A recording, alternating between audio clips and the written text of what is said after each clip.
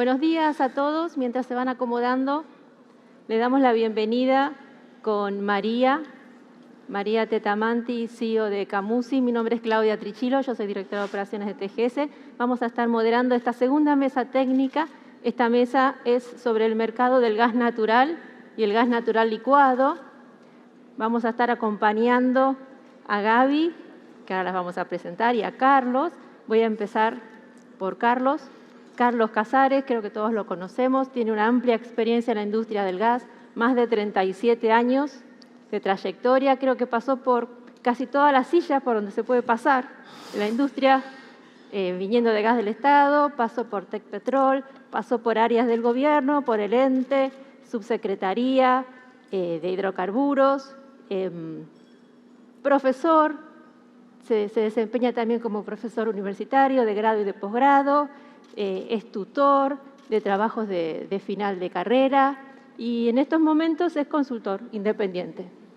No sé si te faltó algo hacer todavía, tenés tiempo para seguir haciendo. Por supuesto. Por supuesto.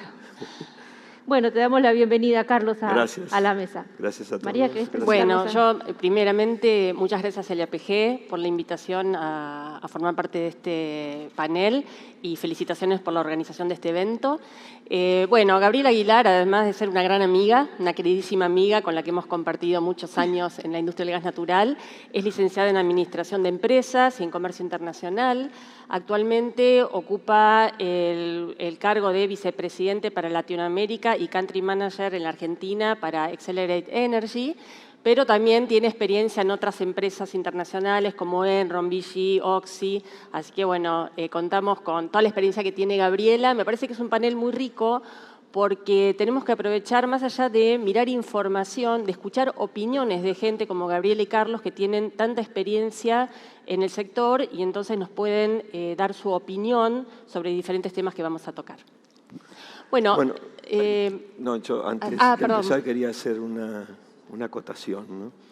Que yo realmente me sorprendió esta mesa porque es la mesa de la inclusión. Me incluyeron a mí. Claro. Con mucho gusto. Como ven, no discriminamos a los hombres, Carlos. Pero me hizo recordar mi época de universidad. Éramos tres compañeros. La camada éramos nada más que, cuatro ingenieros químicos, 3 mujeres y yo. Así que, bueno, te hacemos recordar vuelvo a la historia. Tenés un karma. Bueno. Muy bueno.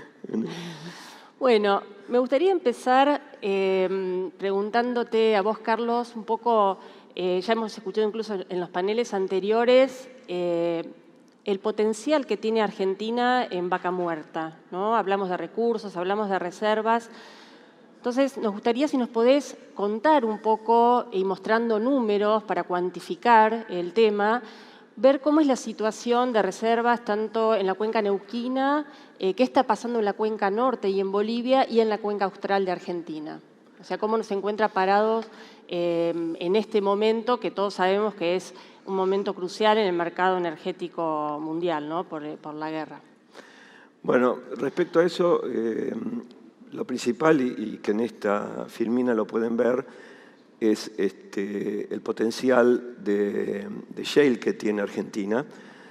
Después voy a hablar del convencional, ¿no? Porque eso sigue siendo un potencial rico, pero no de la magnitud del shale. Acá se puede ver Argentina, según las estadísticas, entre segundo o tercer país de mayores recursos shale, y que si uno lo suma a las reservas de convencional que tiene el mundo, Argentina podría estar por ahí entre los 15 mayores países de reservas.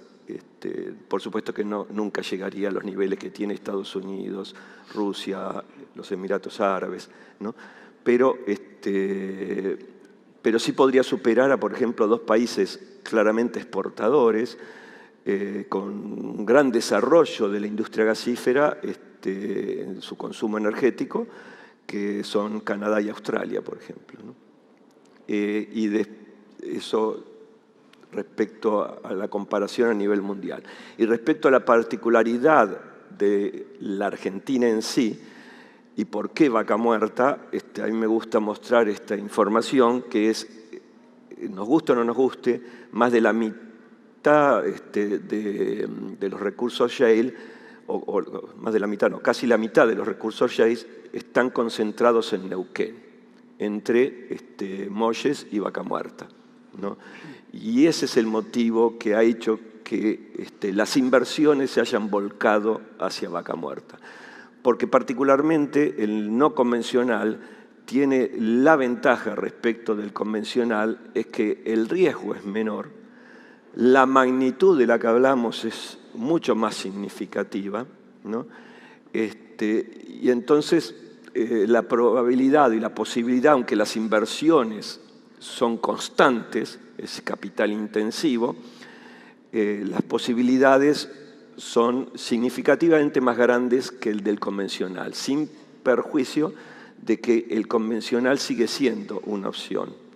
Y a ese respecto, si vemos acá vemos las reservas como están de gas y petróleo en las distintas cuencas, y una gráfica que desarrollé o hice a partir de información de la Secretaría de Energía, creo que fue alrededor del 2015, no la actualicé, pero después del 2015 hubo mucho desarrollo no convencional, esa gráfica es del convencional, donde están la cantidad de pozos desarrollados y el tamaño de esos pozos. Y donde a uno acá, para justificar o explicar esto de por qué el interés del shale y no tanto del convencional, es que el riesgo del convencional, la probabilidad de encontrar un yacimiento grande de convencional es muy baja. Muy baja. Hemos tenido yacimientos grandes, pero si los ubicamos, son menos de 5, y entonces en la probabilidad de la cantidad de yacimientos que se han buscado, desarrollado y encontrado y desarrollado, perdón, es insignificante. Entonces la probabilidad de encontrar un convencional hoy es chica, es de tamaño chico. Es importante, es grande, sigue siendo, pero de tamaño chico. Si quiero encontrar uno grande, no es fácil. En cambio, el shale es grande de por sí y está ahí.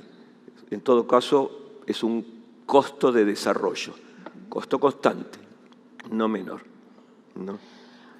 Sí. No, perdón.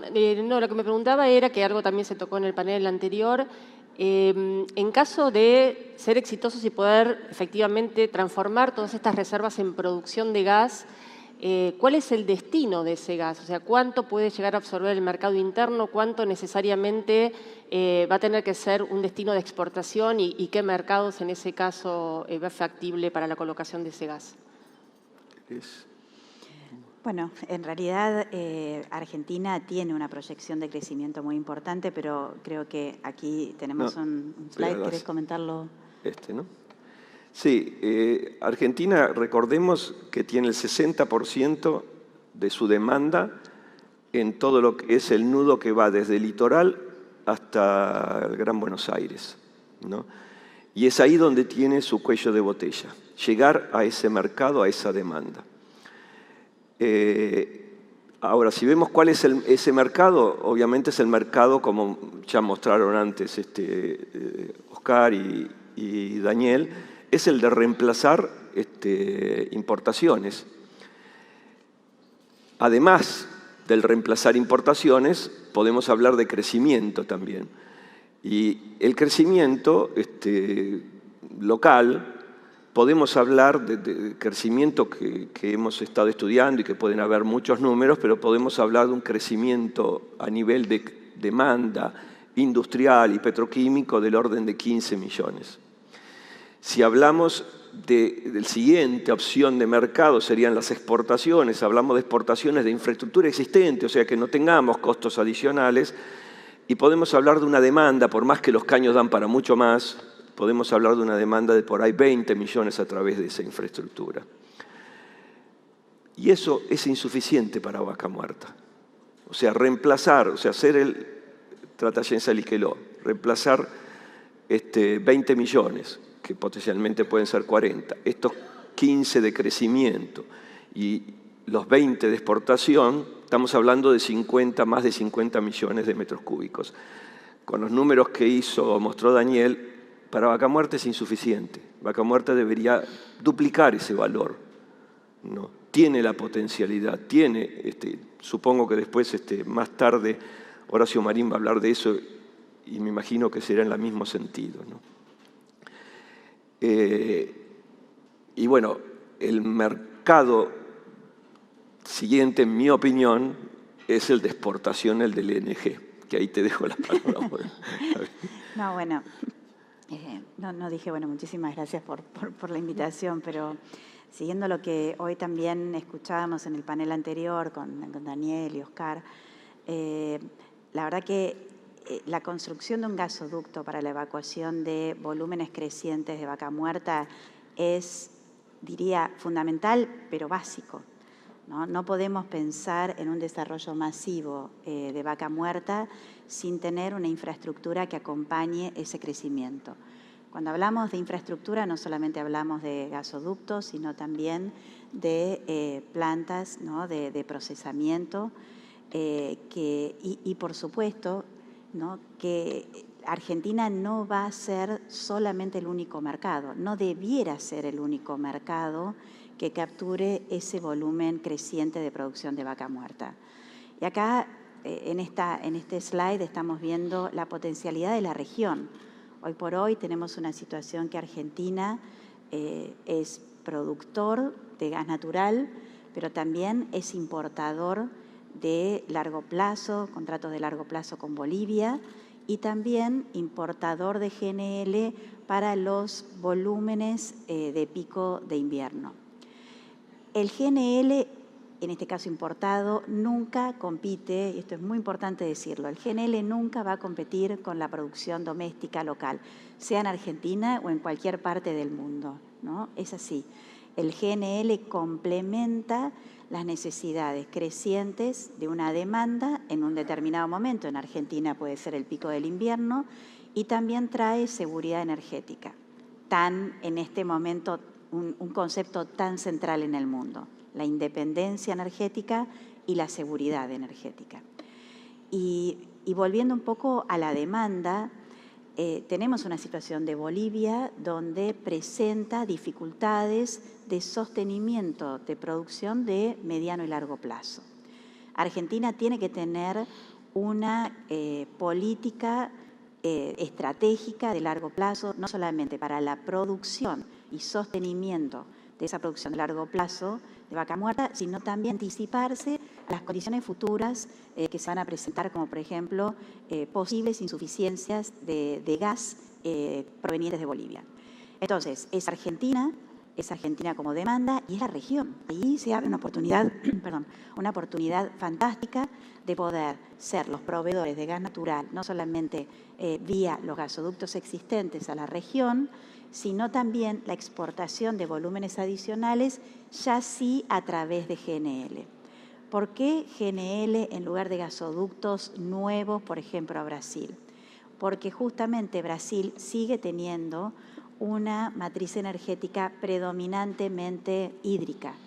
Entonces, el descarrilamiento de esa preeminencia hidráulica va a llevar muchísimo tiempo. Entonces, frente a una nueva ley de gas también, que hoy está en vigencia en Brasil, donde son los actores privados, las industrias, quienes tienen que salir a comprar ese gas, ya no más un agregador único como era Petrobras, la oportunidad de comprar gas en GNL, en formato GNL, donde le da la flexibilidad de comprar más o menos volumen, es una ventaja competitiva respecto a la construcción de un gasoducto de largo plazo donde tienen que comprometerse a contratos de 10 o 15 años, no solamente de gas, sino de infraestructura. Yo lo único que quería agregar, mirando en esta transparencia, también es que Bolivia está en declinación, es una realidad, pero Bolivia no está acabado. Y ahí me sumo por ahí a algún comentario también que hizo Daniel en la charla anterior, a aprovechar sinergias de infraestructura existente con mecanismos de swap y demás, y siempre eso, la integración, y los swaps son integración, son cosas que uno tiene que seguir impulsando, ¿no? Pero, vuelvo a repetir, Bolivia no está acabado y si vemos acá las reservas convencionales, bueno, en realidad acá ya hay, en este año ya hay algo de no convencional, pero mayoritariamente son convencionales, y las comparamos inclusive con las que hay en el sur argentino, vamos a ver que tiene todavía Bolivia potencial. Para mí el problema de Bolivia, esto es una opinión personal, es el problema de que no termina de desarrollar suficientemente esas reservas que tiene por una cuestión de la existencia del agregador, que se queda con parte de la renta y entonces para el productor no le es suficiente lo que le queda para seguir haciendo esas inversiones. Esto lo vemos en el sur argentino, no hay ese problema de agregador, pero hay de alguna forma una competencia de las inversiones donde las coloco. Las coloco en el convencional, como dije antes, o las coloco en el no convencional. Por ahí costos más baratos en el convencional, pero más riesgo de encontrar algo interesante. Costos más altos en el convencional, pero seguridad, ¿no? de volúmenes. Me gustaría, Carlos, Gaby, volver un cachito al tema de infraestructura que nombraron así muy al pasar. Escuché decir que la infraestructura que es nueva, que se está haciendo, el nuevo troncal, es básico. Así que tengo la idea de que ustedes están pensando en que hace falta más infraestructura para todos estos desarrollos de los que estamos hablando y llegar a esta demanda que nos están planteando. ¿Cómo ven esto? ¿Qué es lo que están viendo? Bueno, esta infraestructura, y como vimos antes, el proyecto de Tratayén-Salliqueló es un primer paso. No podemos quedarnos en ese primer paso. Y no podemos ahora, los próximos 5 años, ser solo eso. Tenemos que seguir.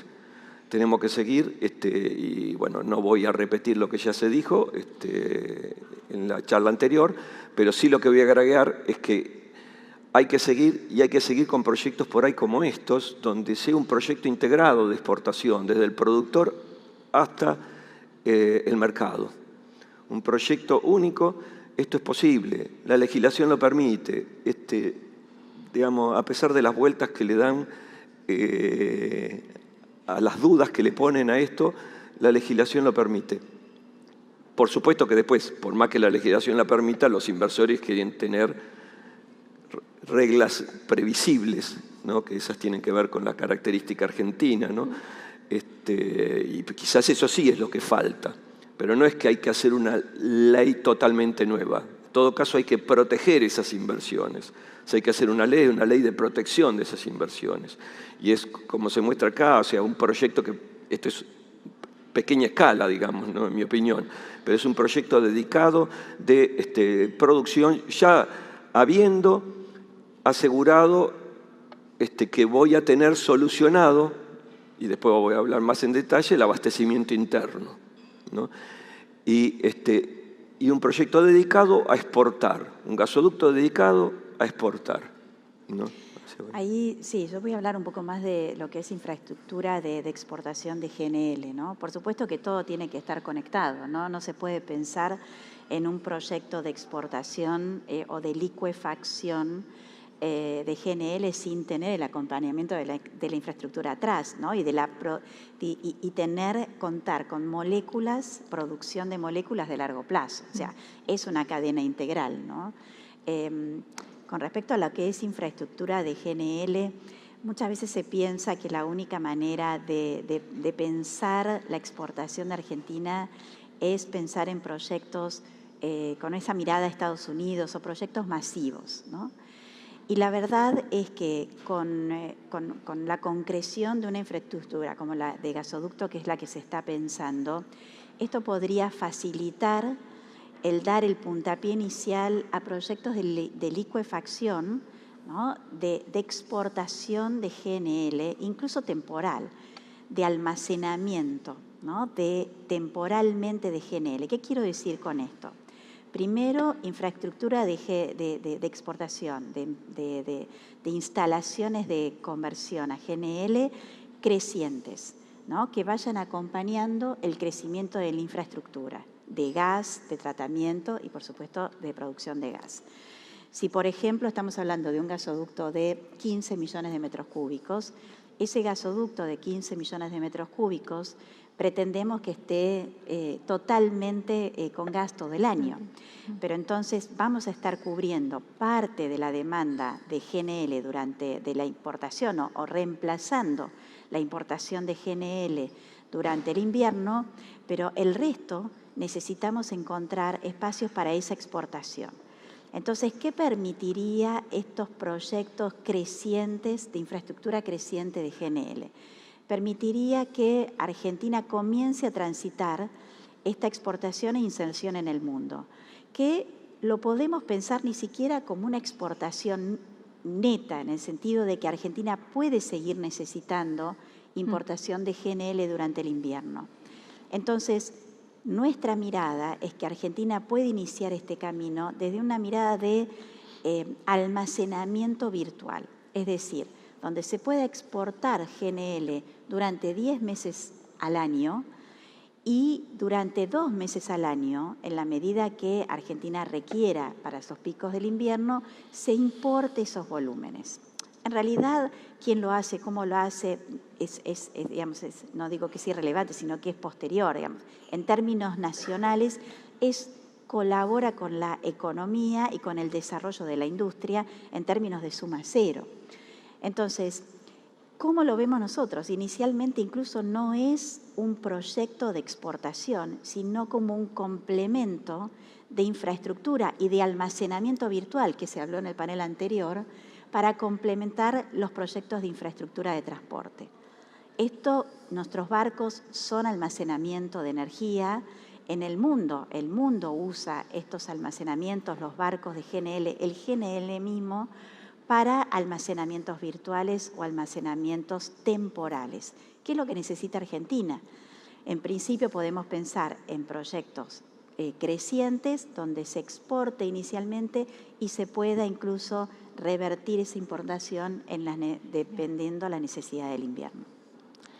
Bueno, a mí me gustaría tocar un punto ahora, es una pregunta que creo que nos tenemos que hacer todos, que tiene que ver con todo este potencial que vemos, ¿no? O sea, tenemos reservas, tenemos la potencialidad de desarrollar todo esto que se ha descrito no solamente ahora, sino en el panel anterior, de exportar, de importar.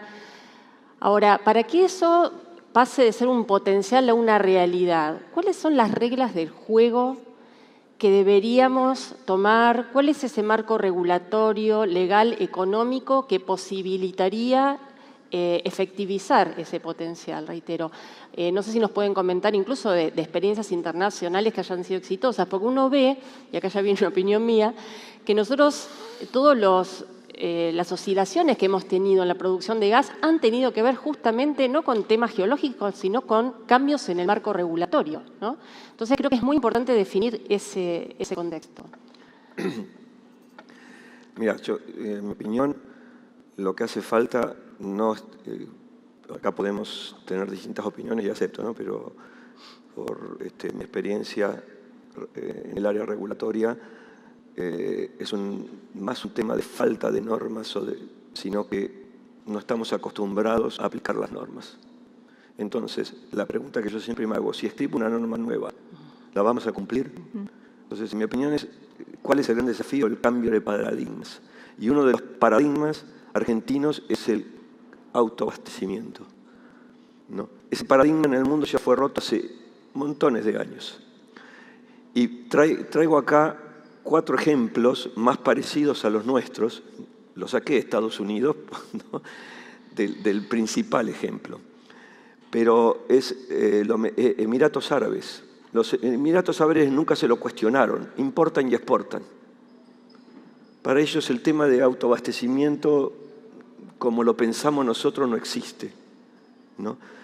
Y importan un 20% de su exportación de LNG. El otro caso que traigo es el de Australia. Australia, a pesar de ser un gran consumidor de gas, por las reservas que tiene, es un gran exportador. Y en el 2017 tuvo un problema. Pero ¿cuál fue el problema que tuvieron de abastecimiento interno? No fue una falta de abastecimiento, sino que se dispararon los precios. ¿Y cómo se dispararon los precios? Se dispararon por arriba de los precios del commodity LNG. Entonces, el gobierno intimó de alguna forma a las empresas a decir, vos me tenés que asegurar el abastecimiento interno a los precios del LNG de exportación, no más altos. Y establecieron alguna restricción que fueron digamos, no intervino, sino le dijo, tenés que resolverme esto. Y la industria lo resolvió. Otros dos ejemplos son el de Malasia. Malasia es un ejemplo bastante más parecido al nuestro. Malasia era un gran exportador, pero tuvo una política de precios respecto de la exportación de por ahí 3 veces menos, 4 veces menos, ¿no? Esa política hizo que, yo no sé si hay gente acá de Petronas, pero podría contar que Petronas fuese una empresa enorme, pero con digamos, unas pérdidas económicas también enormes, ¿no? A partir más o menos del 2013, creo que fue, empezaron a cambiar esa política y ajustar y decir, bueno, vamos a seguir subsidiando cada vez menos al mercado interno, pero vamos también a aceptar la importación de gas. Y bueno, y están todavía en ese camino. Todavía los precios en Malasia del mercado interno son menores que los internacionales, pero están transitando. Y el otro ejemplo es Indonesia. Indonesia no necesitó ni una ni otra cosa, no tiene problemas.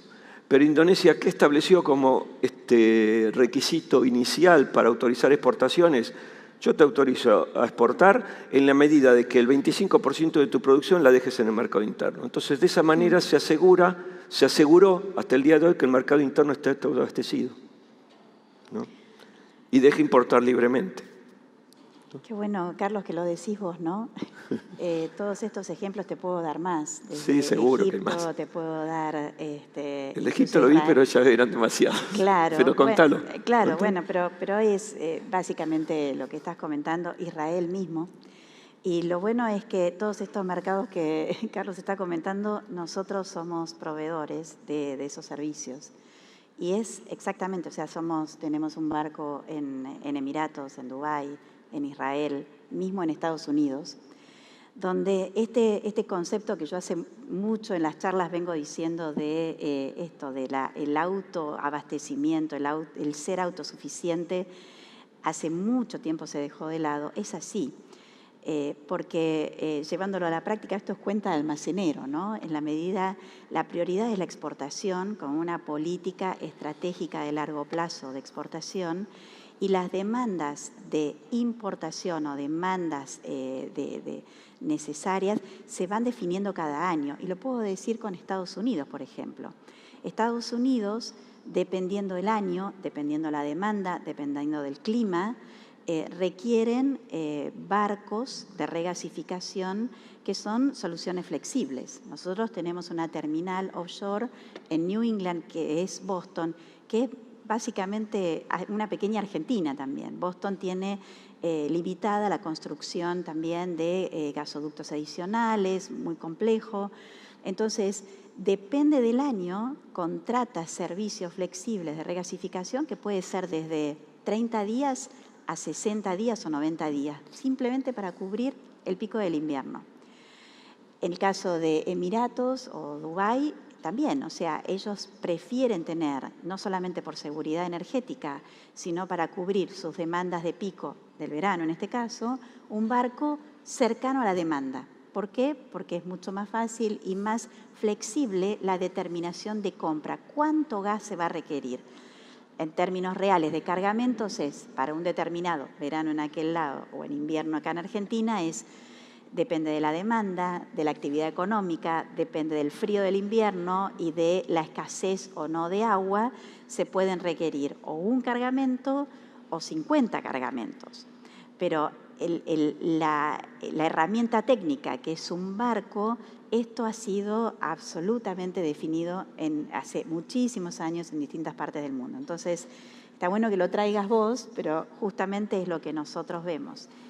¿Qué sucede hoy? Hoy el mundo está mirando con una situación de Ucrania donde se replantean muchísimas cuestiones, incluyendo el abastecimiento de gas a través de un Estado independientemente de uno, en este caso de Rusia con respecto a Europa. Con lo cual, los temas de independencia energética, de la seguridad energética, con elementos como los barcos o como los cargamentos de GNL, son centrales hoy a nivel mundial. Y ya no se habla más de primero lo nuestro, sino tener una visión realista de exportación como prioridad, que en el caso de Argentina sería exportación de crudo y de gas natural, y después ir definiendo las necesidades de importación dependiendo de cada momento. Agrego que el caso de Australia, que de estos países es el que más exporta, es uno de los principales exportadores, entre ellos a Japón, ¿no? Están construyendo plantas flotantes de licuefacción para solucionar su problema de abastecimiento de demandas volátiles o invernales, ¿no? Lo solucionan de esa manera, no lo solucionaron restringiendo exportaciones. Y las plantas de licuefacción que vos decís, que sean pequeños módulos onshore, que es un poco más la tendencia, en realidad está conectado con el concepto que yo decía antes. Es para cubrir esos picos invernales de Australia, pero que es en definitiva un concepto de un swap temporal o un almacenamiento virtual. No están vistos como proyectos de licuefacción en sí mismo, sino como proyectos de integrarlo con la infraestructura de transporte también. Bueno, lo que me viene a la mente es, no sé si les quedó alguna cosa de esto. Okay. Lo que me viene a la mente ahora es pensar, tenemos la disponibilidad de gas, hay cosas que arreglar para poder producir, tenemos el potencial de demanda interna o externa, tenemos un análisis de la infraestructura que hace falta para conectar las dos cosas, potencial de industria. Bueno, lo que me viene a la mente es, ¿cuáles ven ustedes que serían los próximos pasos que deberíamos estar viendo en la Argentina, en la industria, para llegar planificadamente a eso? Porque todo esto es algo de años y bueno, hace falta una organización, un orden, una planificación. ¿Cuáles serían esos pasos que ustedes se imaginan que deberíamos estar detectando y diciendo, vamos bien, vamos para ese lado? O sea, el principal paso, como dije, es el cambio de paradigma, y el cambio de paradigma lo lográs con equipos de trabajo multidisciplinarios de las distintas empresas, de las distintas actividades, coordinados por el Estado, pero no, digamos, liderados por el Estado, coordinados por el Estado, planteando y resolviendo los pasos a seguir y cómo resolver las limitaciones que se tienen para poder, también es mi opinión, ¿no?, que se tienen para llegar a esa infraestructura, a ese crecimiento, y no solo el paradigma del autoabastecimiento, también el paradigma de que cualquier inversión que se haga tengo que ver si estoy afectando o no afectando al usuario.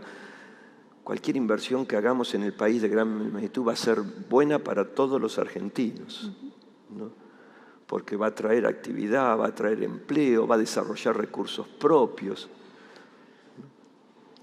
Sí, yo creo que los pasos es tener una política estratégica de largo plazo, de qué es lo que queremos como Argentina en términos de desarrollo de la potencialidad que tiene Vaca Muerta, ¿no?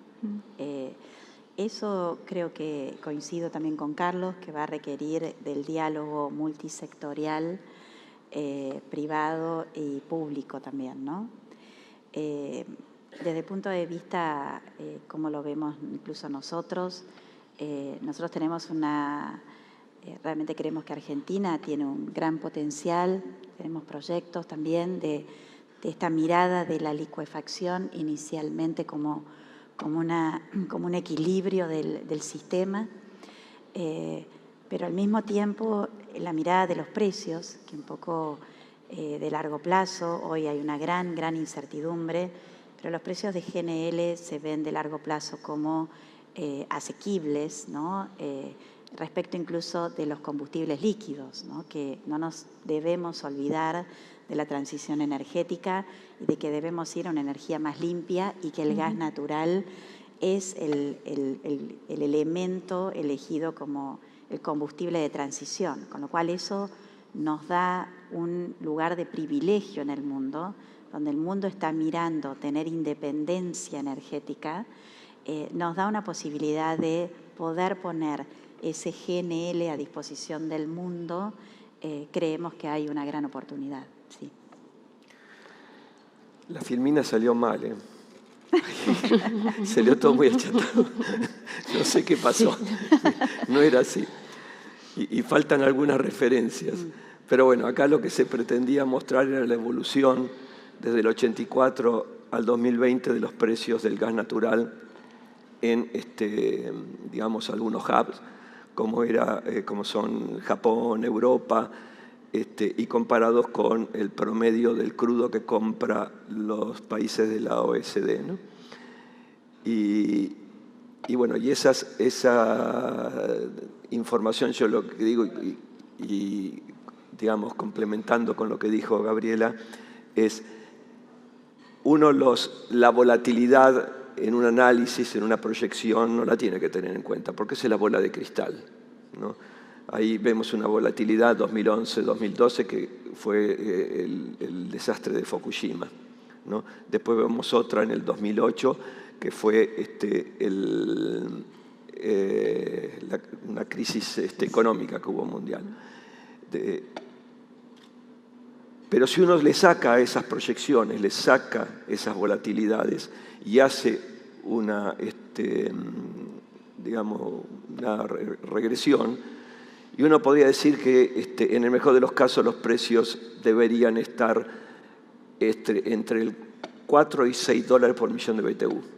Alguien me dice muy bajo. Es decir, bueno, si uno le pone que este efecto de la transición energética y le pone algún grado menor de volatilidad a los precios, y no digo que crea en esos precios, es lo que digo que uno muestra, y haciendo ese análisis estadístico, los precios podrían estar entre 6 y 8 dólares por millón de BTU. Que son precios que entiendo que muchos que hacen proyecciones a largo plazo usan estos últimos de 6 a 8 dólares por millón de BTU. Sí, hoy es muy difícil hablar de precios porque estamos en un contexto, ¿no?, complejo, pero sí, coincido con Carlos, porque es lo que siempre mira Argentina, ¿no? Bueno, el precio internacional es suficiente como para justificar proyectos. Y yo vuelvo al concepto que el primer objetivo debiera ser cubrir esos desbalances naturales, porque no es simplemente los desbalances que tenemos entre el invierno y el verano. Es difícil de completarlos con la infraestructura de gasoductos, eso no se hace tampoco, tiene que ver con una optimización de esa infraestructura. Entonces, nuestro primer objetivo debiera ser cubrir esos picos de invierno con propio GNL, ¿no?, que el mismo mercado internacional lo puede capturar y hacer ese almacenamiento. Entonces, respecto a los precios futuros, van a ser suficientes para que esta industria pueda ser desarrollada. Exactamente. Bueno, yo tengo alguna otra pregunta, pero dado el tiempo me parece, Claudia, que tenemos que dar espacio a ver si hay preguntas del público, ¿no? Porque así... Mientras se animan... ¿Encontraste? Porque sí, no Nino, acá. Nino. Hola, sí, buenas tardes o buenos días. Alejandro Gagliano. Me permito ser un poquito pesimista y la pregunta va, en el 2014 empecé a trabajar con un equipo que hablábamos en ese momento de que teníamos que aumentar los caños que venían a Buenos Aires. 2022, nada. Y la pregunta va, sospecho que vamos a tener que importar más gas. ¿Qué posibilidades concretas hay de aumentar la importación de GNL concreto? O sea, barcos más grandes, más lugares de inyección, optimizar los que tenemos hoy porque están medio flojitos algunos, tienen algunos problemas para cuando hay tormentas y esas cosas. La pregunta es, ¿Argentina puede localizar más regasificadoras? Argentina hoy por hoy tiene 2 terminales perfectamente probadas, incluso internacionalmente, con estándares altísimos de calidad, incluso por Qatargas, donde realmente tanto Escobar como Bahía Blanca son terminales de importación de gran capacidad de recepción. Esto es primero, ¿no? Después, en términos de los barcos de regasificación en Escobar, por ejemplo, el que se encuentra allí, tiene un almacenamiento de 150.000 metros cúbicos de GNL, que esto es estándar en el mercado. Hay, por supuesto, buques de 170.000, pero 150.000 es también estándar en términos de regasificador, con una capacidad de regasificación de 22 millones de metros cúbicos por día.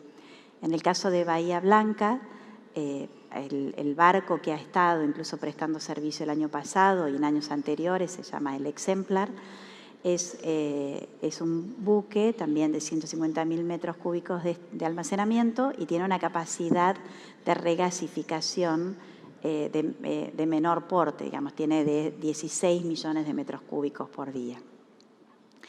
En el mundo hay barcos con mayores capacidades de regasificación. De hecho, los barcos, nuestra empresa es el que tiene los récords, ¿no? Por ejemplo, en Brasil tenemos el barco que está anclado en Bahía de Guanabara, que tiene una capacidad de rigas de 30 millones de metros cúbicos por día y fue utilizado en la crisis, incluso actualmente, pero fundamentalmente en el último trimestre del año pasado, que fue clave para asegurar la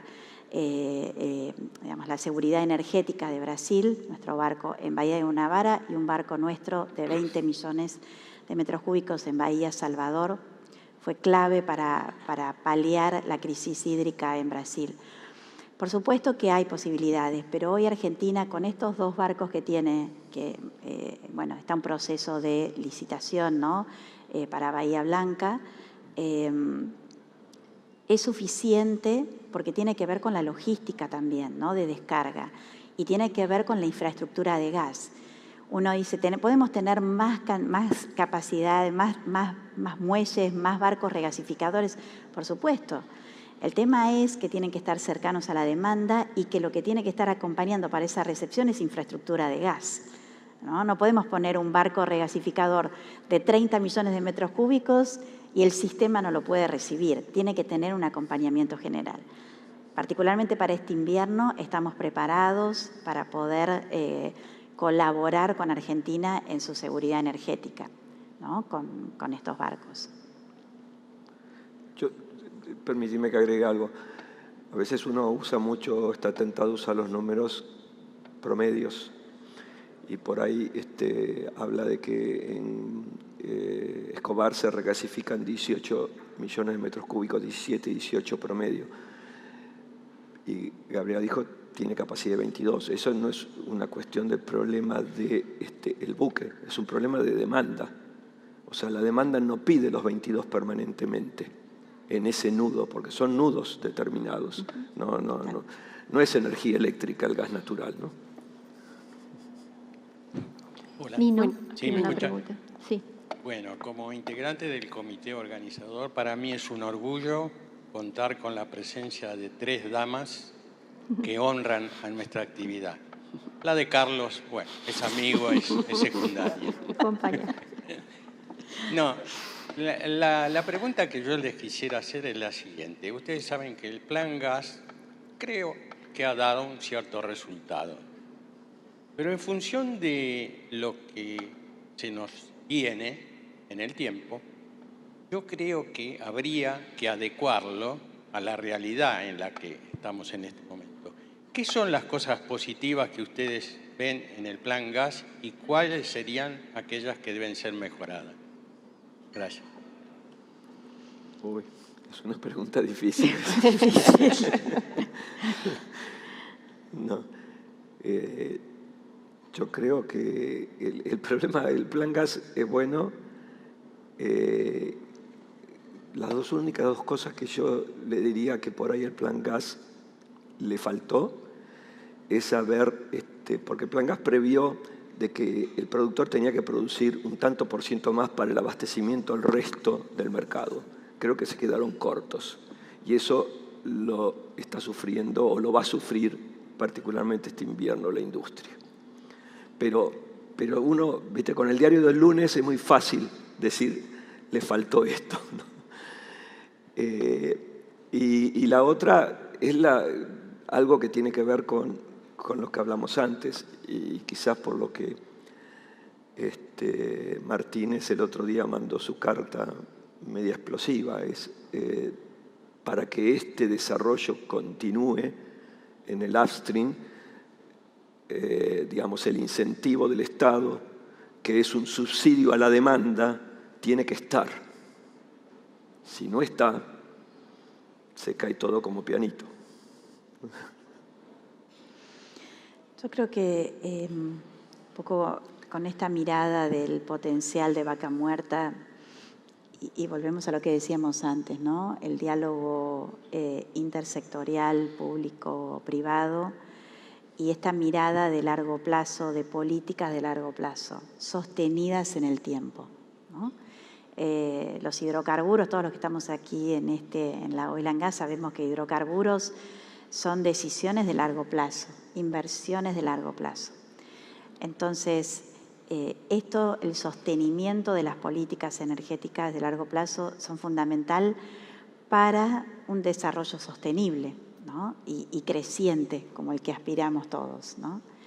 Entonces, políticas como las del Plan Gasar, donde se sostiene la producción o se da incentivos, particularmente en entornos de precios que tal vez no son tan competitivos cuando se tienen políticas también de subsidios a la demanda, colaboran en ese sentido. Entonces, son políticas que se tienen que, no digo si se tienen o qué, pero son políticas que ayudan el desarrollo de la industria y de la producción de gas, y con objetivos de exportación de gas y de GNL. Entonces, vamos con ese camino, ¿no? No sé si hay alguna otra pregunta.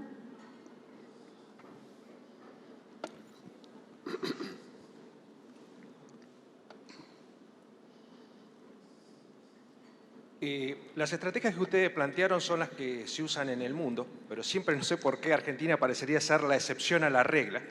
Y básicamente esas estrategias funcionan porque se basan en precios variables, como en Estados Unidos, que en el invierno el gas sale mucho más, lo paga el usuario, y en otros países parte lo subsidia el Estado, pero son países que tienen balanzas comerciales con un superávit impresionante.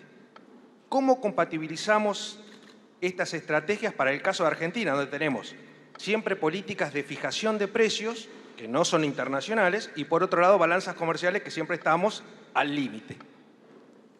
También difícil. Muy.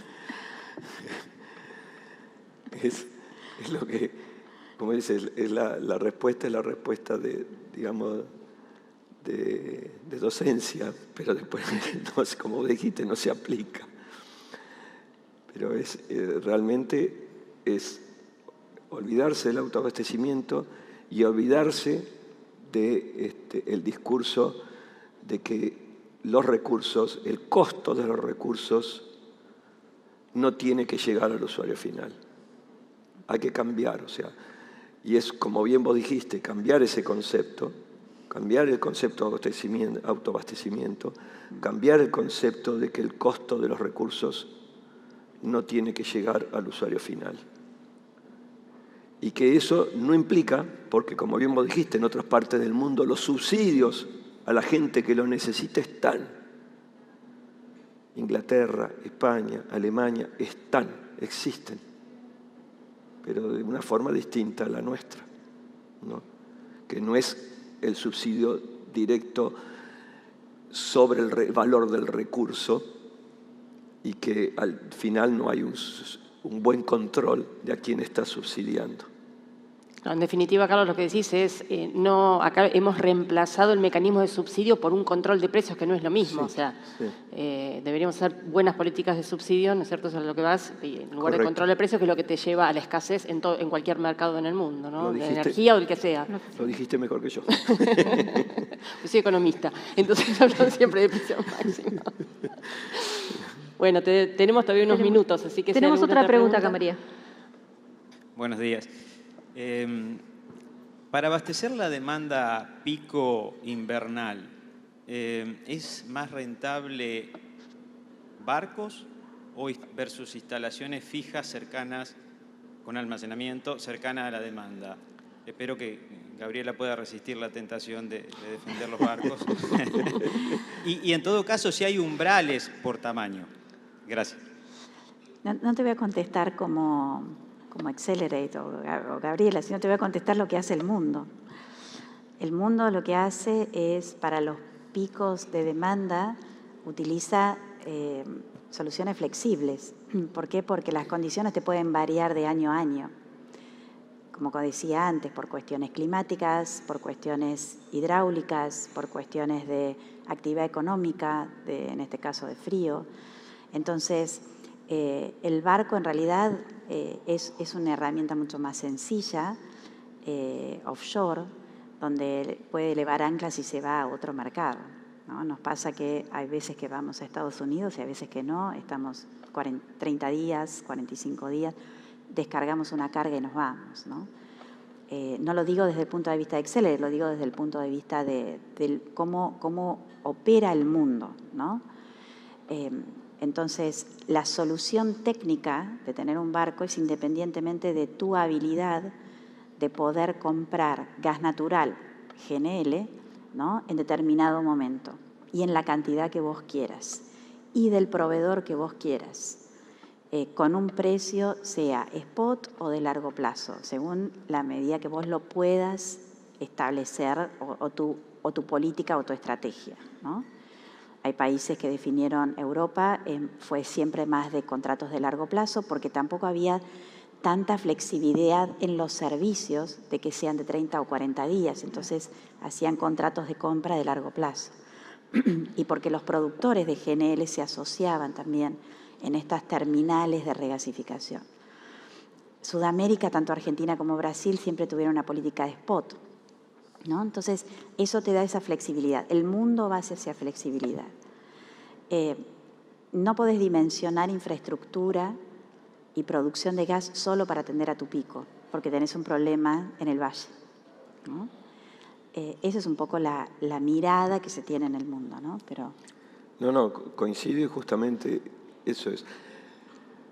Un buque, como dijo Gabriela, es una unidad flexible. Hoy la necesitas, la usás, y si no necesitas, te la llevas. Un desarrollo en tierra no es flexible. Lo dejaste hundido ahí. Si no lo necesitas, está ahí. La inversión quedó ahí. ¿No? Entonces tenés que analizar muy bien cuándo eso es necesario, porque termina siendo una necesidad de base, y cuándo no es necesario porque es una necesidad coyuntural. Cuando Argentina decidió poner el primer buque flotante en Bahía Blanca, que hoy en día muchos dicen tendrían que haber puesto en tierra todo, Argentina pensaba como pensamos todos, los recursos los tiene, es coyuntural. Y que mirándolo en términos de futuro desarrollo de Vaca Muerta, tal vez no sea necesario, o sea necesario 30 días, como es Estados Unidos. Pero en términos de futuro de Argentina con GNL, incluso hay que pensar que hay posibles desarrollos de producción de GNL para por ejemplo, para distribución de GNL río arriba, ¿no? También el complementar en la eliminación o de la reducción del consumo de combustibles líquidos para generación eléctrica. Esto es muy importante también en términos de transición energética, ¿no? Creo que una pregunta más, aunque estamos en tiempo. Ayer en la reunión, en la reunión donde hablaron Sergio Affronti y Ernesto López Anadón, se habló del potencial de Vaca Muerta para producir 1 millón de barriles por día o más aún. Siendo que esto mayormente va a ser de vaca muerta, con una alta relación gas-petróleo, va a haber un gran volumen de gas asociado. Y la pregunta es, ¿se ha hecho una modelación de cuál sería este volumen? ¿Qué impacto podría tener en la ecuación total del mercado? Porque sería un gas que en gran medida sería tomador de precio. Es un gas que es un resultado del interés principal del productor, que es producir petróleo. ¿Y esto qué impacto tendría? ¿Cambia en algo la ecuación y la lógica del mercado? Mira, lo primero que te diría es que el incremento de producción que tuvo la Argentina en los últimos meses no fue acompañado de la misma manera o no se debe a un incremento de producción de gas. Es, digamos, la gran diferencia. Se debe a petróleo y sí es válido lo que vos decís, es gas asociado. Pero ese gas asociado, y ahí vuelvo con algún comentario que acaba de hacer Gabriela, ese gas asociado no necesariamente los economics para el aprovechamiento de ese gas asociado estén volcados hacia el tratamiento en inyección a gasoductos, sino hacia el desarrollo de los microemprendimientos de LNG para otras opciones en la Argentina de pico, sí, pero ya de menor escala, ¿no? De abastecimiento de pico en menor escala. Hay una correlación, pero no es directa, eso es a lo que me refiero. Entonces, son dos cosas que preocupan hoy al productor, obviamente, pero se puede resolver con inversiones y con tiempo el de líquidos y resolver separadamente, con inversión y terminando con lo que está encarado, el de gas, ¿no? No hay una correlación directa, ¿no? Porque obviamente, es como vos decís, hay gas, hay líquido asociado, pero ese incremento de líquido asociado que se dio últimamente no se debió en su totalidad a el incremento de gas, porque si no este problema hubiera aparecido en el 2019, no el 2020, que fue ni el 2021 que se estaba recuperando, pero sí en el 2019, ¿no? Que tenían niveles de producción, si bien hoy están superados los del 2019, pero son de ese orden de magnitud. Y en ese momento todavía no se tenía el problema de las limitaciones de transporte de petróleo. Por eso que son dos temas a encarar separadamente y con la particularidad de que el tema de los líquidos es un tema, en mi opinión, más fácil de resolver, la infraestructura de líquidos que la infraestructura de gas. Buenos días.